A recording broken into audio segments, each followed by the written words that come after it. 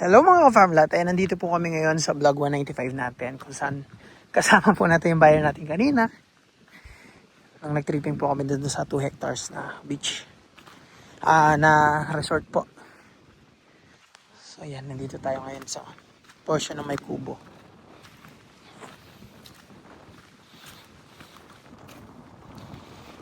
Ayan, pambuhangin.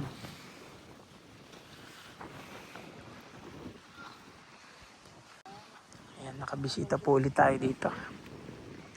Ayan, may kasama po tayong buyer. Ano yan, alimango?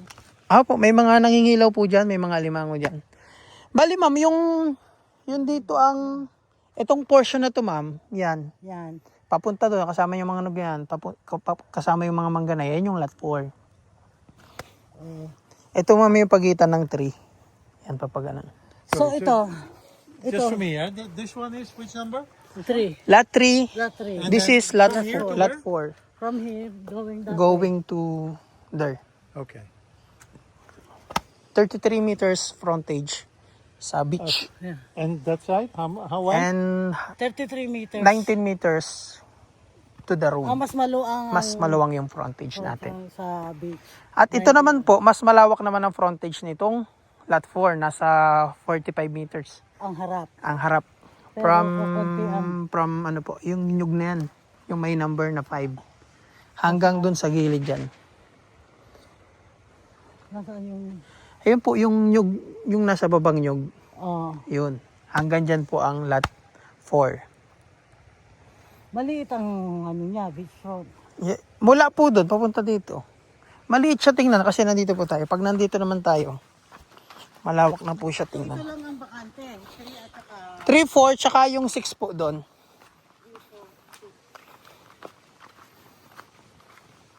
Yung 6 naman, walang... Ganon din po, ang frontage siya nasa 45 to 50 meters. Nasa baba lang siya. The 3 is here. This is 3. This is 4, sir. Kapag ano, That one is? The boundary of 3 is right here, Yeah. 3, hindi ba nakasakop and right yung there. ano, Joseph? That is 3 Hindi nakasakop ng... going to there. Okay, and this is 4. And this is 4. From there, Yeah. and then there, the coconut tree, that is lot 4. Okay. Okay. Going there. Here, Sander, look. This is,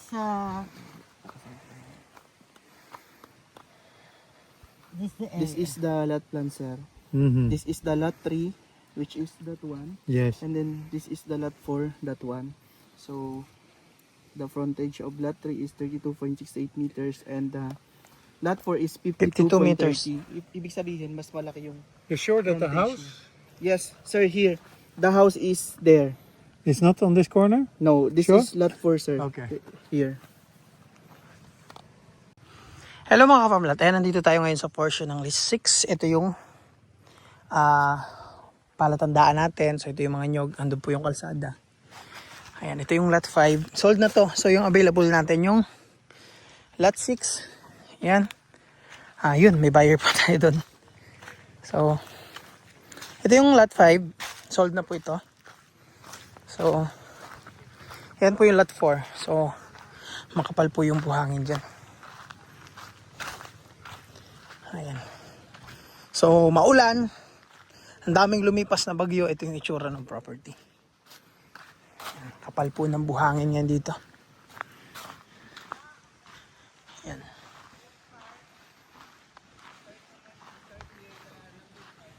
Hello mga ka-farmlat, ito yung mga kuha kong feature doon. At yun mga ka-farmlat, ito yung ating vlog 195. 4,286 square meter. Lot 4, lot 6 at lot 3 yung available natin. At yun, after tripping, babiyahin naman tayo dun sa vlog 201 natin, yung katabi ng Selfie Beach Resort. So panalong-panalo rin yun. Ayan mga ka-farmlat, tara! Hello mga ka-farmlat, ayan, medyo ginabi na kami. Kasi mag-aalas 2 nung dumating yung buyer natin. Tapos nag-tripping po kami ng isang property sa Calawag din sa Santa Elena. So, inabot na kami ng gabi. So, yan mga ka-farm lot. Sa mga gusto mag-tripping, yan. Pwede po kayo ditong mag-check-in para at least pag-tripping nyo, diretso outing at may tutulugan na po kayo. So, medyo madilim na. Ayan.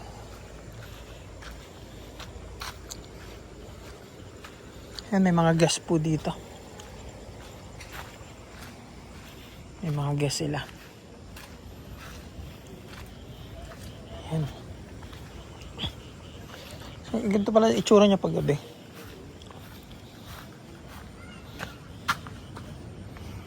Ayan.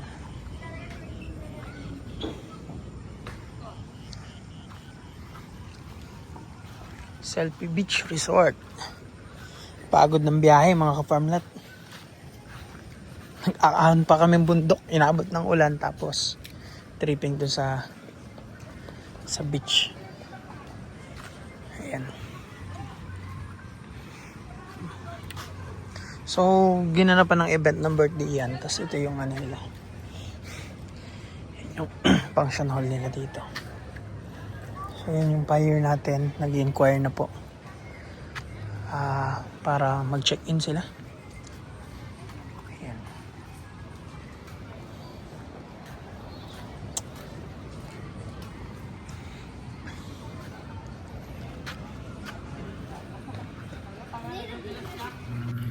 Ayan mga ka-farmlat, ayan, nilibre kami ng buyer, so kumain po kami.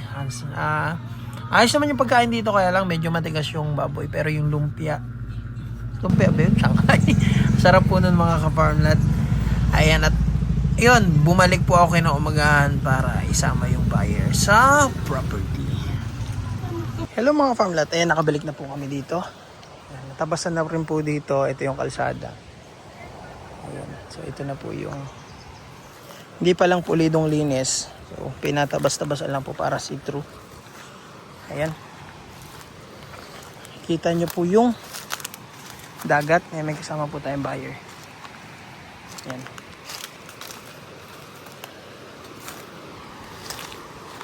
Ayan.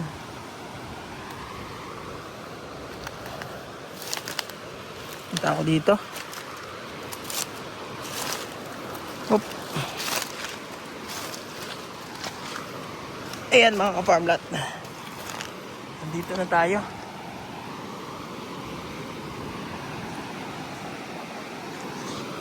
Ito po ang beach. Ayan. Pino po ang buhangin dito. Kita nyo naman mga ka-farmlat. Ayan. Marami lang pong bunot-bunot dito. Kasi yung galing po baga sa bagyo, yung sunod-sunod na bagyo nitong nakaraan po. Ayan, saka maulan po talaga ang December. Pero pag summer po, sobrang linis po dyan, wala kayong makikitang halos bunot, meron lang ilan. Ayan mga ka-farmlat. So, ayan po yung ating buyer. Hello mga farmlat, kamusta po kayo? Ayan, tapos na po yung tripping natin. So yung buyer po natin ay paalis na po. Papunta ng Daet. So mamamasyal po doon siguro. So ayan mga ka-farmlat, natabasan na ng bahagya dito. Makikita nyo po, tanaw na po yung dagat. So ito yung kalsada mga ka-farmlat. Basta itong mga kalsada mga ka-farmlat, ililikaw po yan dyan sa likod. So lahat na nakikita nyo yung natabasan, yan po yung sakop ng lote.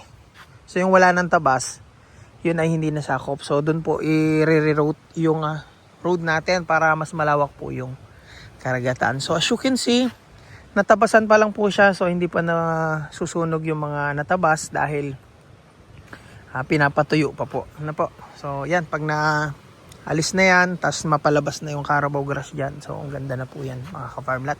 So as you can see, marami po siyang nyog. Ayan. May source po ng tubig. Ayun po yung hukay. So, 35 to 40 meters yung distance from dun sa baybayin. Ayan po yung source ng tubig. Maamo po yung tubig dito. Tabang po yan, hindi yan alat.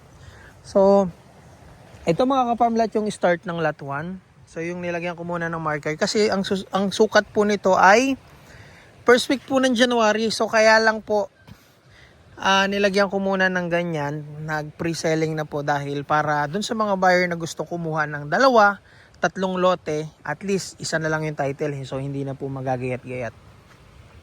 So at least tanawin nyo na po yung dagat. Dati po kasi hindi tanaw pag nandito ka. Ayan. So ayan po ha, tabing dagat po talaga ito mga ka-farm lot. Ayun, yung kasama nating buyer, nagustuhan po. Ang plano pong kunin ay lot 1, lot 2, lot 3, lot 4, lot 5. So, uubusin po.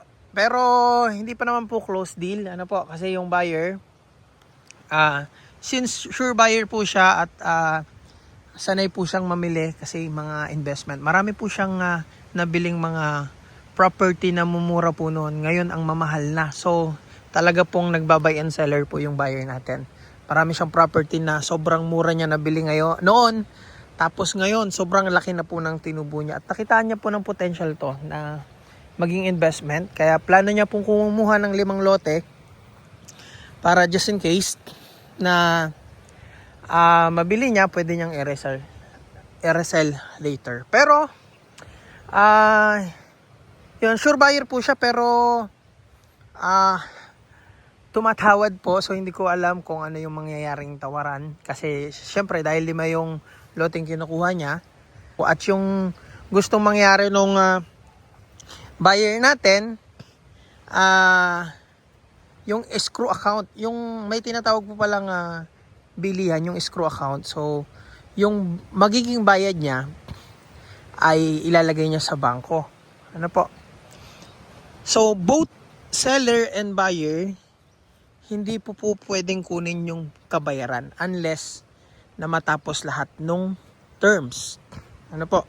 So, mangyayari, bago bayaran siya ng buo, dapat labas na yung title, yung ipinangako ng seller, nandito na.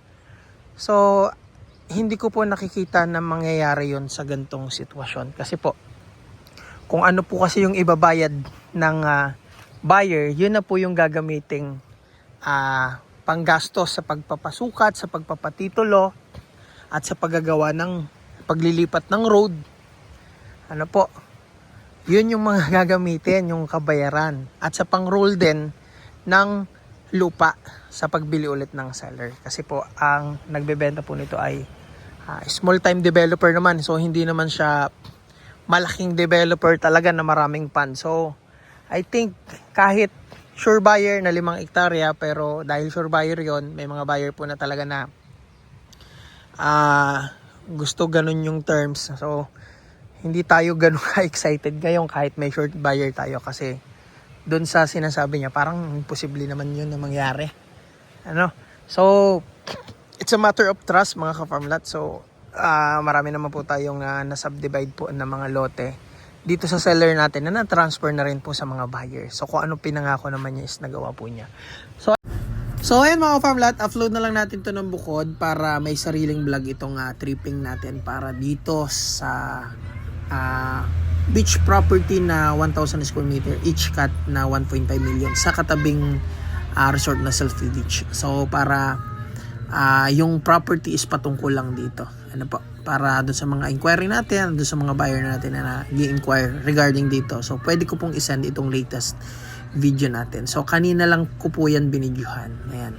So ayan mga ka-farmlat, maraming salamat sa inyong panonood at advance happy New Year.